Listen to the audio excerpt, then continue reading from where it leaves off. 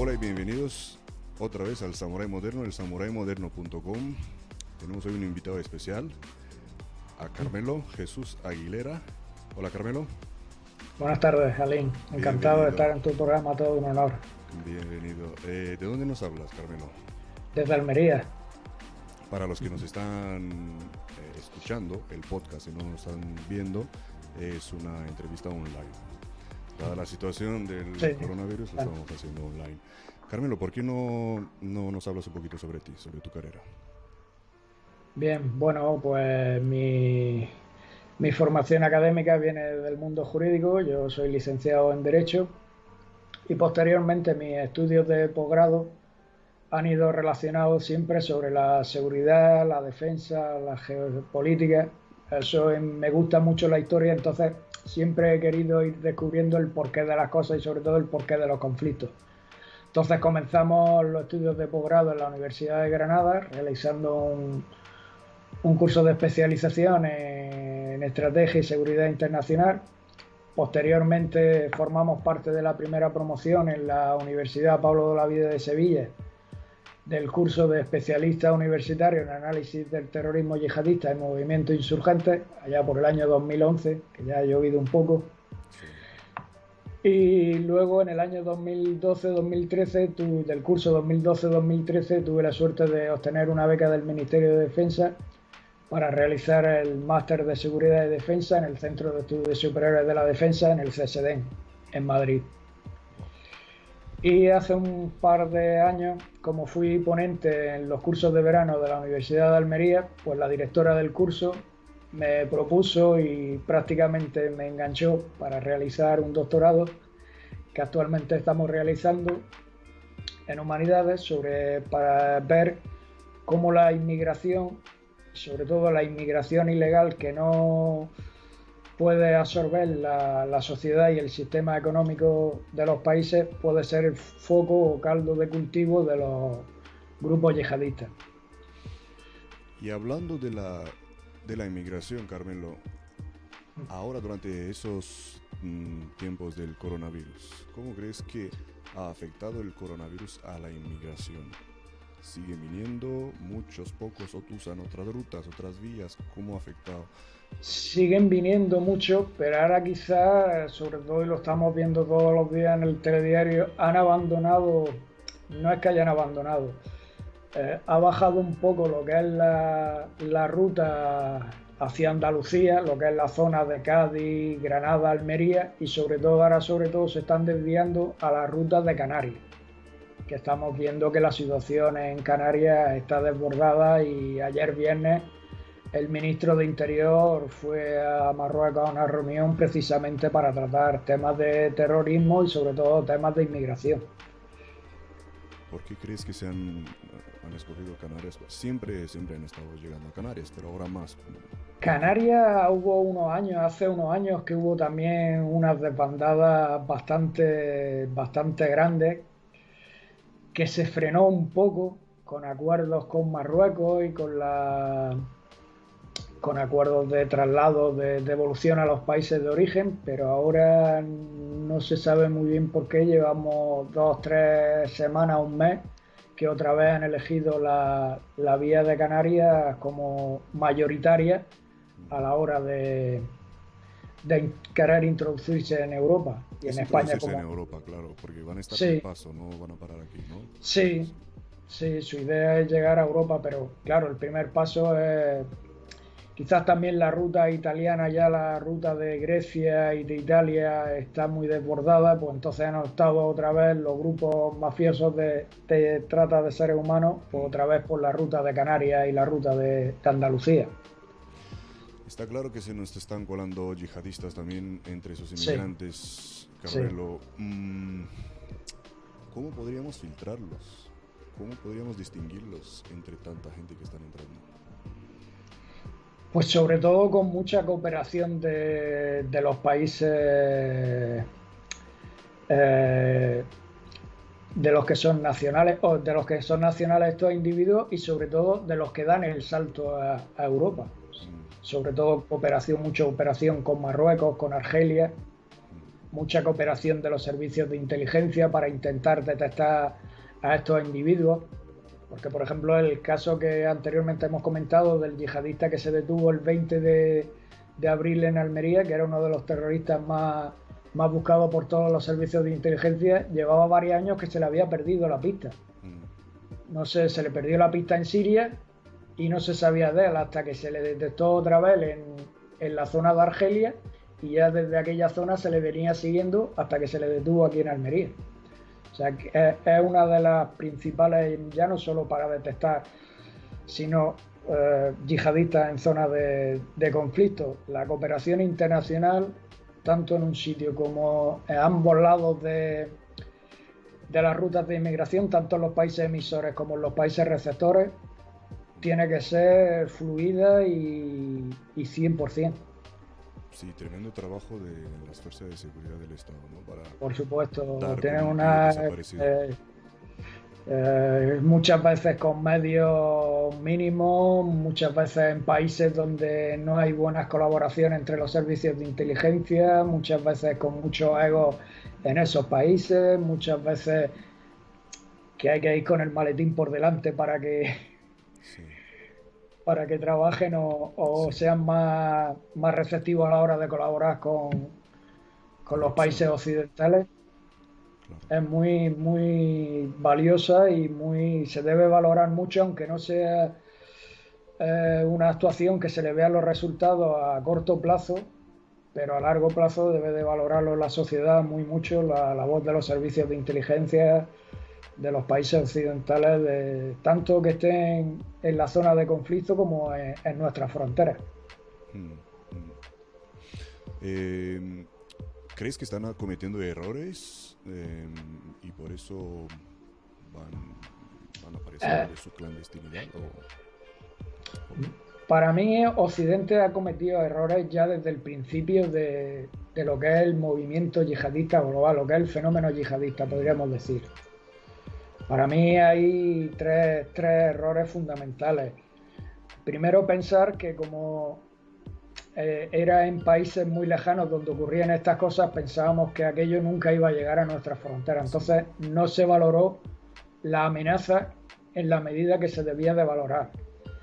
En segundo lugar, quizás financiar o hacer que el monstruo fuera más grande. Pensemos en el Afganistán de la guerra contra los soviéticos, mm, la operación Ciclón de la CIA, porque claro, pensaban que aquello se iba a quedar allí. Lo que dice el refrán, el enemigo de mi enemigo es mi amigo. mm, Y claro, llegó un momento en que cuando acabó Afganistán, la bestia había tomado cuerpo, pero ya pensaba por sí sola. Y entonces dijo, aquí hemos creado un movimiento, tenemos que aprovecharlo, tanto de personas como de dinero. Y entonces el segundo error. Y el tercero es que en los primeros años se pensaba únicamente solución contra este fenómeno, que era solo la militar. sí, Y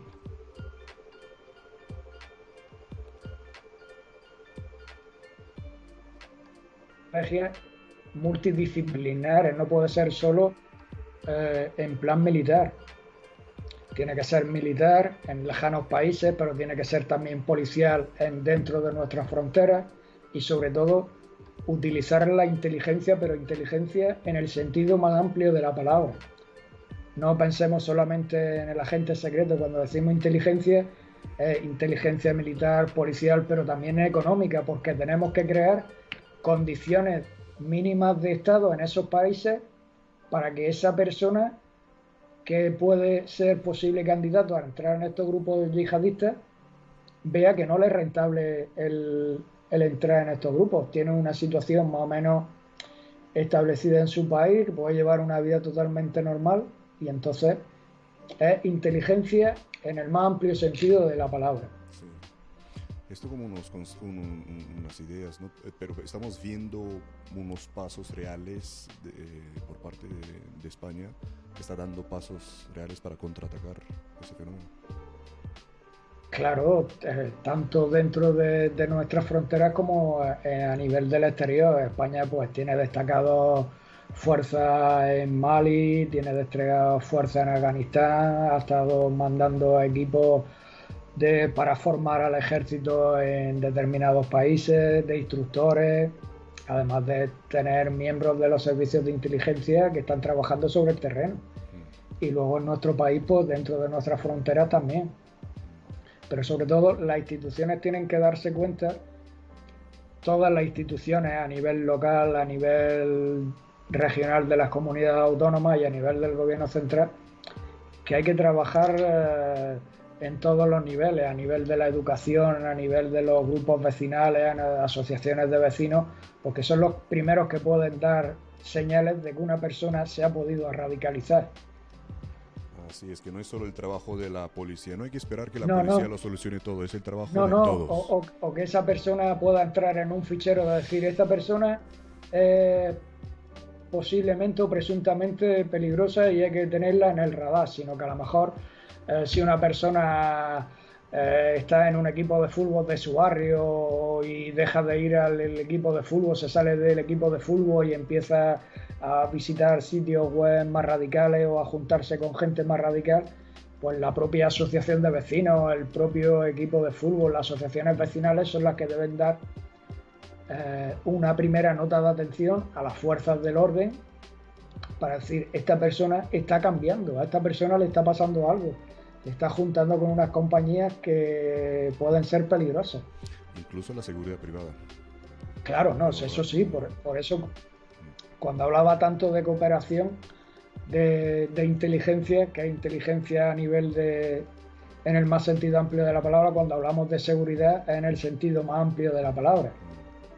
Hablamos de seguridad pública y de seguridad privada, porque la seguridad privada en muchos casos es quizás la primera que puede dar la voz de alarma de que se está cometiendo o se va a cometer un atentado en un centro comercial. Ya pasó en el 11M, los primeros servicios de emergencia que llegaron a los atentados de Madrid fueron los vigilantes jurados que estaban en las distintas estaciones de metro y de cercanía. Sí. Por eso la formación, por eso el hecho de querer seguir siempre formándonos es por eso, porque tenemos que aprender todos de todos, porque las vivencias, las distintas experiencias personales y laborales de cada uno pueden ayudar a este fenómeno que es tan poliédrico y que no se puede atajar desde simplemente un punto de vista. Sí. Y el enemigo no descansa durante esa pandemia. No. Nosotros tampoco tenemos que descansar. Y hablando de los que nos protegen, hablando de la seguridad privada, ¿cómo crees que la ha pillado la pandemia? ¿Le ha afectado mucho o todo lo contrario? Estamos viendo tímidamente algunos esfuerzos de darle más deberes a la seguridad privada, deberes policiales o de colaboración con la policía, pero no tanto como en otros países de Europa, como en Alemania, por ejemplo, que la seguridad privada participa en muchísimas actividades de la policía. Aquí mucho menos. ¿Por qué crees que no se le da más mano libre, digamos? Quizás también porque no se quiere, en parte por las autoridades, no se quiere tener un ejército muy amplio de personas armadas, pero claro, si queremos seguridad tenemos que tener personas que puedan enfrentarse a ese riesgo de una manera razonable. Mientras llega la policía o llega la Guardia Civil en un centro comercial, los primeros que pueden actuar son ellos. Y para eso se requiere formación y se requiere invertir en clases y se requiere invertir y son gastos. Y claro, a las empresas van a decir, pues esto que no lo sirva el gobierno central o no lo sirva las comunidades autónomas. Y ahí volvemos siempre. Invertir en seguridad es el eterno dilema de cañones o mantequilla, que ya lo decía el economista. Pero claro, es lo que hemos dicho, esto es una guerra que a muy largo tiempo, no vemos los resultados a corto recorrido. Entonces, si una empresa de seguridad tiene que formar a sus vigilantes de seguridad en temas de yihadismo, en temas contratar a un profesor o en contratar a miembros de las fuerzas de seguridad del Estado Eso, además de invertir en tiempo, tienes que invertir también en horas. Y no todas las empresas están dispuestas a correr con ese gasto. Sí. A pesar de que muchos vigilantes de seguridad por su cuenta realizan sus cursos en distintas plataformas online que hay para estar formados tanto en temas de seguridad como en temas de primeros auxilios, temas de prácticas de defensa personal. Sí, sabemos que mm, cursos básicos Sí, hay algunas ayudas para poder hacerlo o algunas subvenciones, pero también hay cursos más avanzados, sí, los hay, ¿verdad? Que no o digan sea, que no hay, los hay y sí, cada uno tiene que invertir en más, ¿no? claro. Es como mejorar Sí, profesionalmente. profesionalmente, Sí. sí, sí, sí. ¿Cómo ves, dónde está el nivel de la seguridad privada en España? ¿Estamos bien o faltaría alguna actualización dado los tiempos por los que pasamos ahora mismo? Yo creo que están bien preparados y están a un nivel alto. Lo que pasa que, claro, a veces las empresas cuando salgan los concursos para quedarse seguridad de algún organismo oficial o algún institución o algo, pues claro, siempre vienen los contratos a la baja y claro, eso luego repercute en los profesionales, sueldos más bajos, sueldos y eso a su vez repercute en que puedan tener una formación más básica, no tengan una formación. No todo el mundo quiere ser autodidacta e invertir de su dinero y de su tiempo para seguir formándose. Sí, sí. Vamos a volver un poquito a tu pasado profesional. Cuéntanos un poquito sobre alguno de tus mayores desafíos.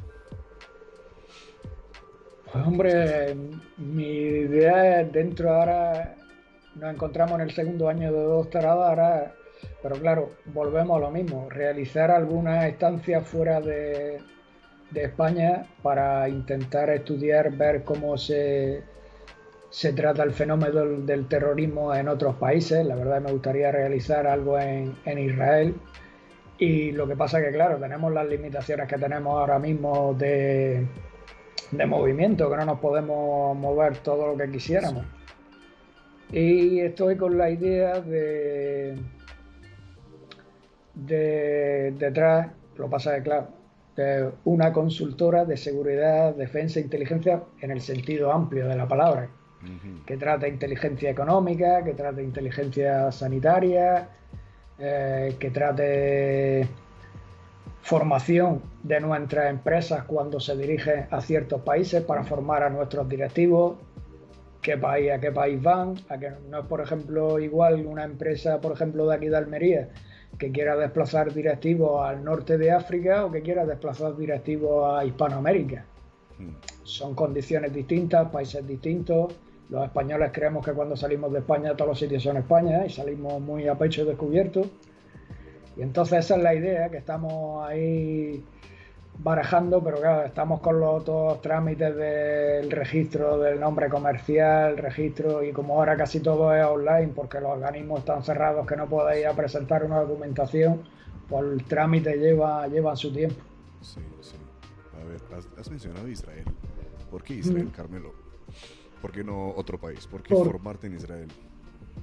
Porque creo que es uno de los países que mejor, además de que aquí en Almería ha sido pionero en todo lo que es el tema de la agricultura, todo lo que es el tema de la agricultura está basado en la experiencia de allí de Israel, del trato del agua Del y el gota a gota. aprovechamiento del agua. Sí, En lo que es el respecto de la seguridad y defensa, creo que ha sido uno de los mejores países que ha sabido entender el tema del terrorismo.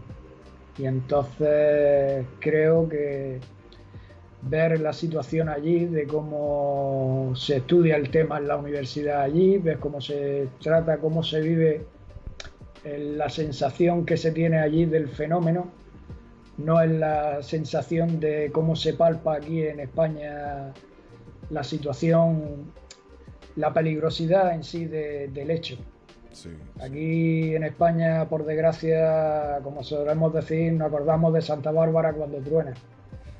Y entonces, desde que pasó lo que pasó en Barcelona el 17 de agosto, pues no, y cuando anteriormente lo que pasó el 11M, la gente no toma conciencia en sí del fenómeno terrorista. Y Sí. entonces esa es mi idea. Me gustaría porque es, creo, uno de los mejores países que, tanto a nivel policial como de las instituciones, a nivel universitario y todo, para estudiar el fenómeno sobre el terreno. Y hablando del fenómeno otra vez, del yihadismo y de la pandemia, ¿cuál crees que sería el error fatal que podría cometer España para que esto empeore? Reducir el presupuesto tanto a nivel económico como a nivel de medios de personal que está trabajando en el fenómeno yihadista, a nivel de CNI, de policía, de Guardia Civil, el propio ejército.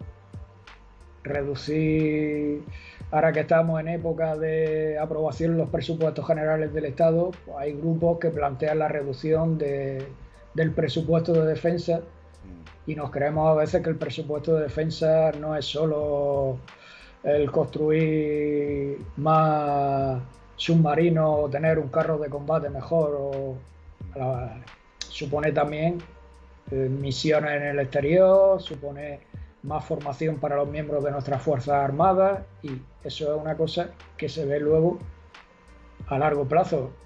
Lo hemos visto también cuando el estado de confinamiento anterior, la operación Balmis que ha llevado a cabo el ejército, cómo ha ayudado en residencias, cómo ha ayudado en repartir comida, como los sí, rastreadores del ejército. Entonces, pienso que reducir el presupuesto de defensa y del Ministerio del Interior en la lucha contra el yihadismo sería un error bastante grave.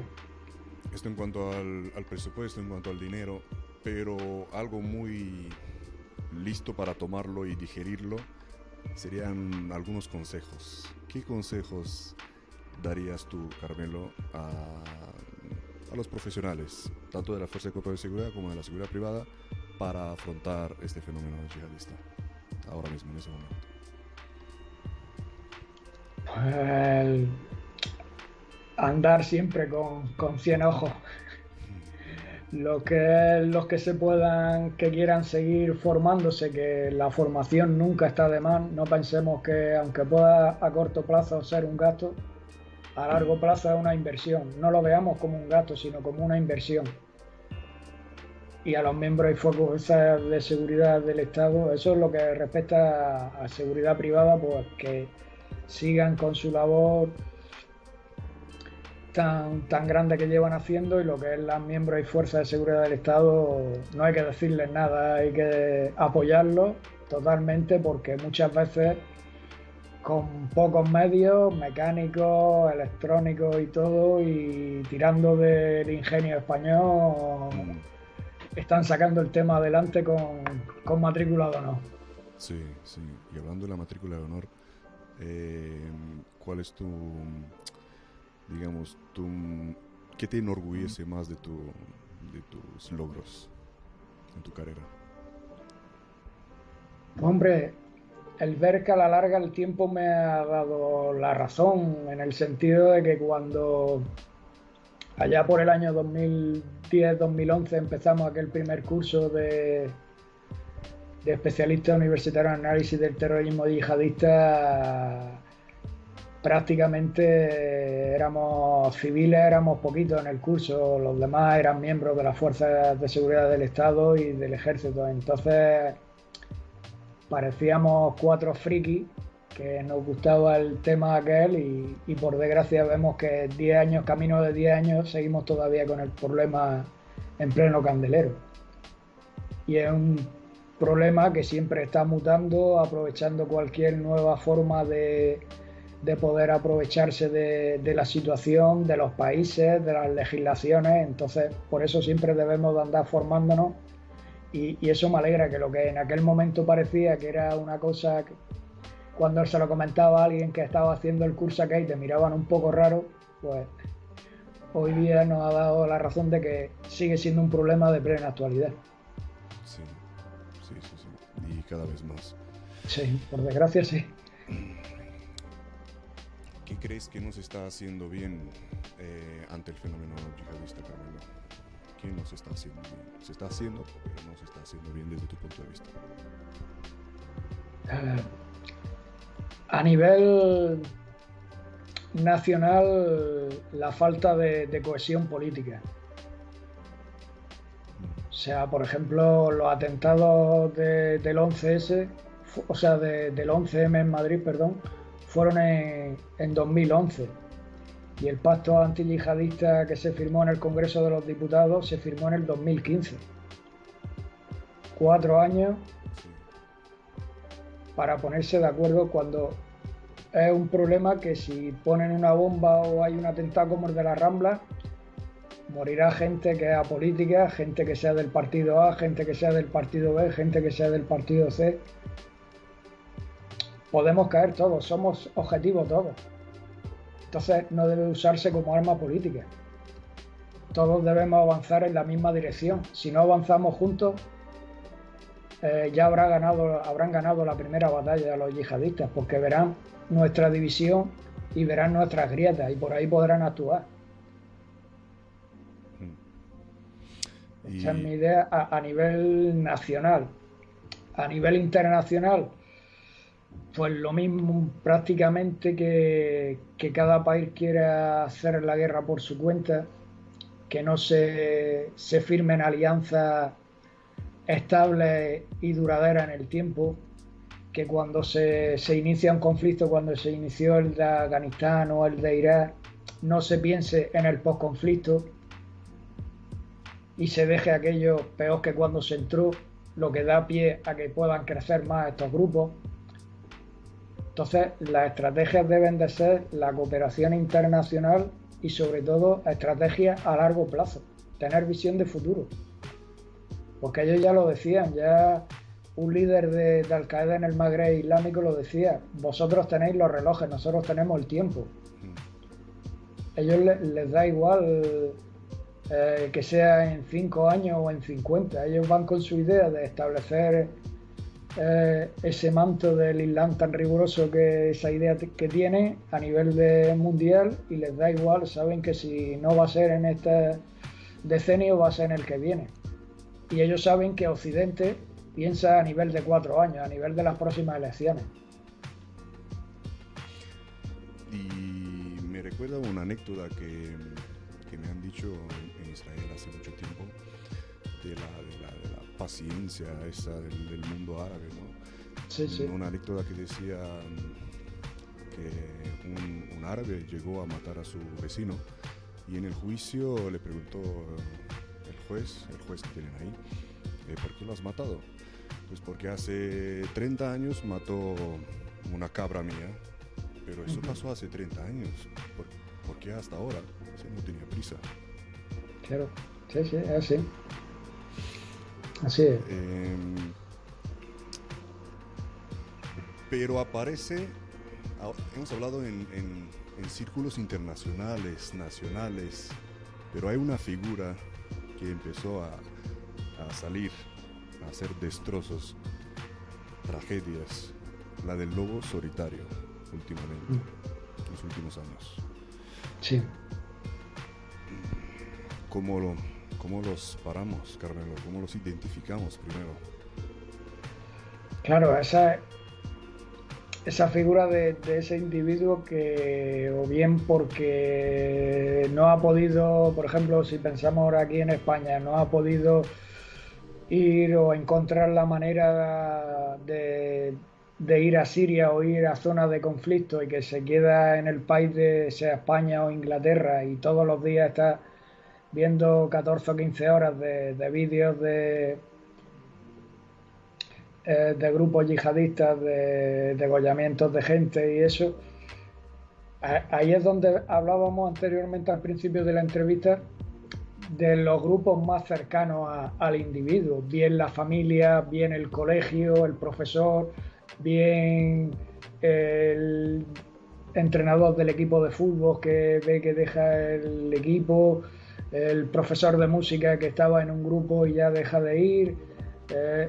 son los primeros que pueden dar los círculos más cercanos, los círculos familiares, de estudios, de las mismas amistades. Son los primeros que pueden dar la voz de alarma sobre ese individuo. Porque son muy peligrosos. Son muy peligrosos y muy difíciles para las fuerzas y cuerpos de seguridad del Estado detectarlos, salvo que ya se puedan meter en determinadas páginas y ya a través de ahí se pueda seguir un hilo conductor que puedan estar más o menos controlados, pero si no es muy difícil. Y el círculo más cercano es el que tiene que dar la voz de alarma. Bien la familia, bien los amigos, bien en la escuela, porque deje de ir al colegio, al instituto, a la propia universidad, porque dentro de los mismos círculos donde se mueve empieza a manejar mensajes más rigurosos, mensajes más extremistas. Es la única manera que puede poner en alerta ya a las fuerzas y cuerpos de seguridad del Estado y que ya lo pongan en el radar para ir controlándolo y para ir estudiando al individuo. Si no, es muy difícil. Sí, ya vemos lo difícil que es, como el ataque Sí. que pasó hace poco en Viena. Sí. En Viena. El individuo ya estaba encerrado por haber intentado ir a Siria a luchar, pero al fin y al cabo sí ha hecho venganza, ¿no?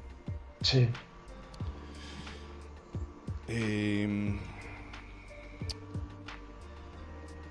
Están los yihadistas en las redes sociales, eso está claro. Sí.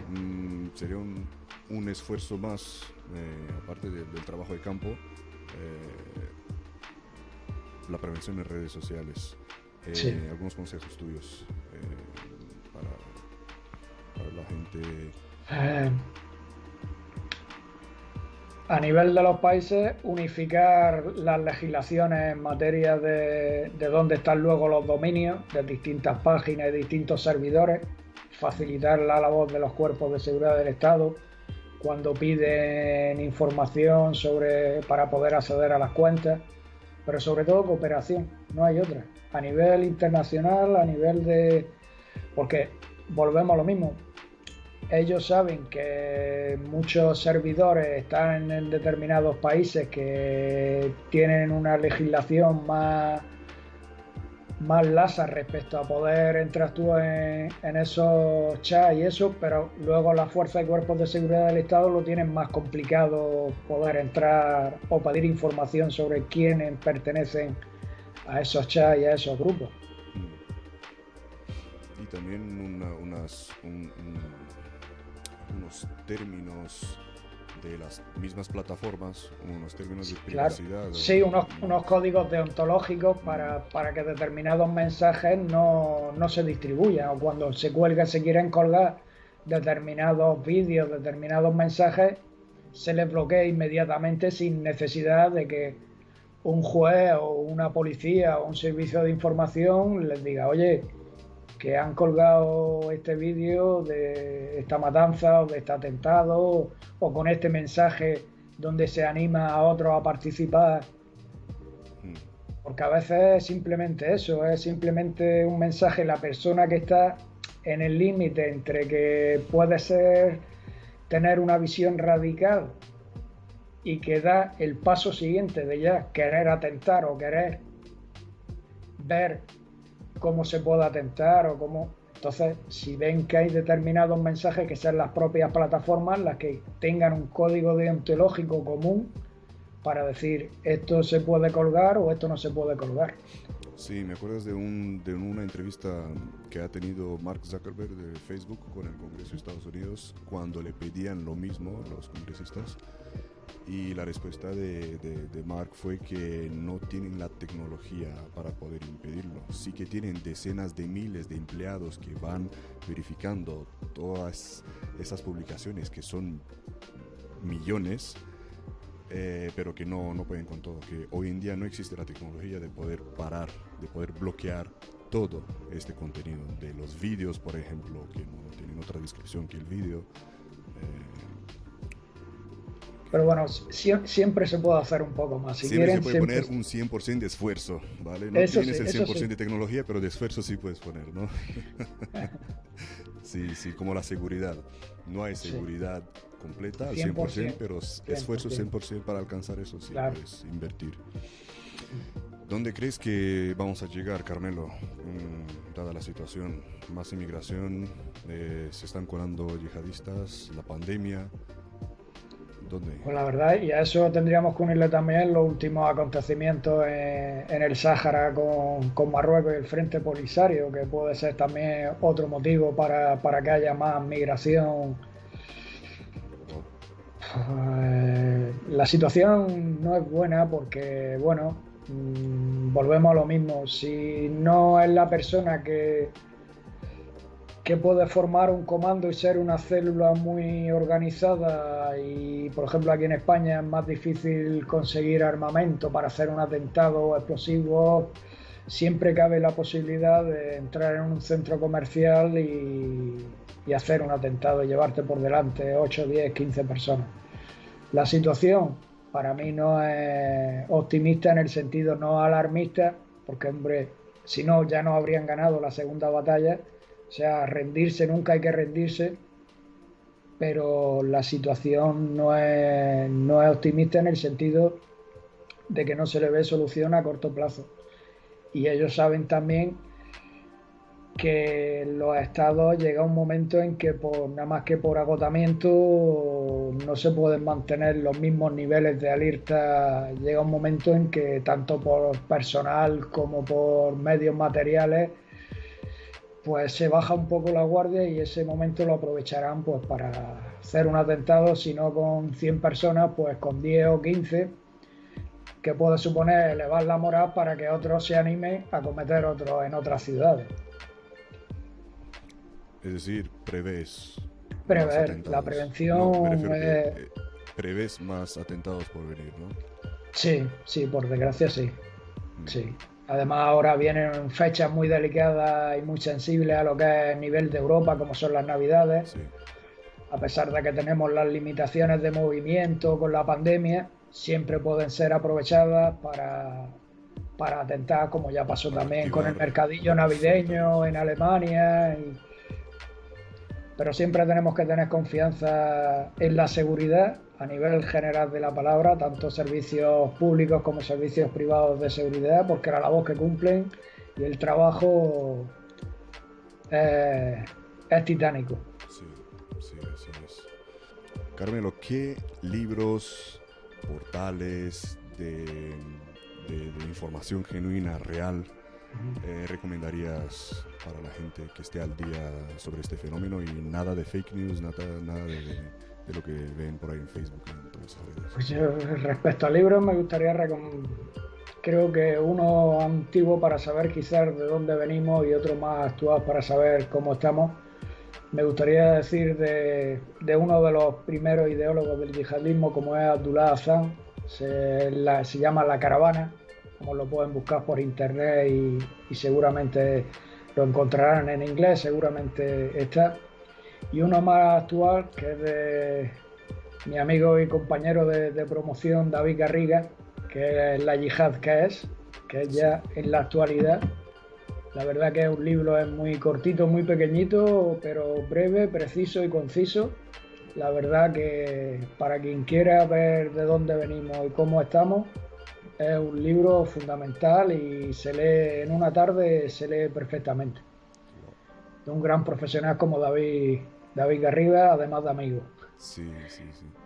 Y plataformas, pues en la Universidad de Granada, del Grupo de Estudios de Seguridad, tiene una página en internet y hay, la verdad, que distintos portales, distintos niveles de artículos y están muy actualizados con escritores de primer nivel, tanto civiles como militares, profesores de universidad. La verdad que pueden estar perfectamente informados en esa web. Qué bueno. Gracias por mencionar esos libros. Vamos a dejar enlaces Sí, en la descripción del vídeo y gracias por mencionar a David Garriga, que también ha sí, estado entrevistado en el sí. programa. A ti, ¿dónde te puede encontrar la gente? Pues en LinkedIn me pueden encontrar o que me escriban en cualquier correo a cjesusaguilera@telefónica.net Vamos a dejar y también. perfectamente cualquier cosa, con cualquier consulta O en y Almería, que el tiempo o en está Almería. buenísimo. Estás invitado cuando quieras, te vienes para acá Gracias. y a ver si la próxima vez podemos vernos en persona. Cuando nos dejen salir, cuando Sí, nos dejen viajar, sí, sí. empezaremos otra vez con la gira Sí, de sí. Y entrevistas. ya Sí, sí, sabes sí. que me tienes a tu disposición para lo que necesito. Humildemente podamos, porque yo siempre lo digo, me considero un humilde observador del fenómeno y a través de observar el fenómeno intentar dar unas directrices para atajar este problema tan complejo y que va a ser tan duradero por desgracia en el tiempo. Sí, tu ayuda, eres de una gran ayuda. Es de una gran ayuda por conceder esa entrevista y compartir con todos nosotros un poco de tus conocimientos y seguro vamos a hacer otra entrevista para saber más porque es un fenómeno muy complejo. Sí. Aparte de esto, tu consultoría está por arrancar. Sí, a ver si ya las administraciones dan el visto bueno del registro del nombre y todo. Y esperamos próximamente a ver si empezamos el 2021 con buen pie y además de por tener la vacuna y Sí, que no la podamos poner, sí. porque arranque la consultora con buen pie.